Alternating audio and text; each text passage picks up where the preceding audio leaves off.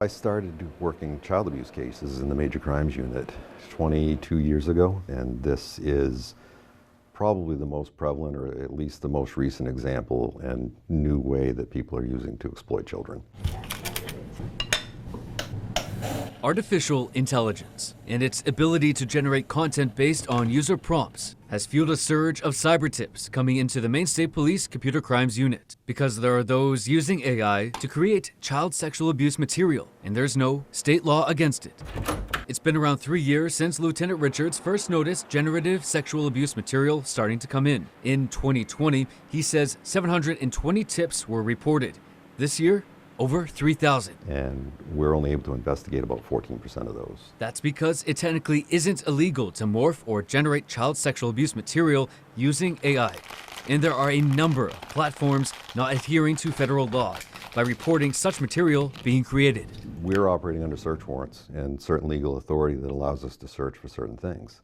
So that currently is not illegal content. So as our analysts and investigators are going through that, they're parsing that to the side. It doesn't even go to a prosecutor's desk because there's no law for a prosecutor to even enforce. Last legislative session, a bill regarding AI and child sexual abuse material was proposed by Falmouth Representative Amy Kuhn, but only parts of the bill concerning other AI laws went through, because Burns says lawmakers on the Judiciary Committee expressed concerns over infringing on First Amendment rights. Right now, Burns says in Maine, it is illegal to create, produce, disseminate, or possess child sexual abuse material. However, no Maine law makes morphing or generating that material through AI illegal. It's very important for the public to know this is a gap in our current law. She says those pieces of the bill left off the table last time will be reintroduced at the start of the next legislative session and aims to only modify Maine law to include morphing or generating child sexual abuse material through artificial intelligence. So it's going to be the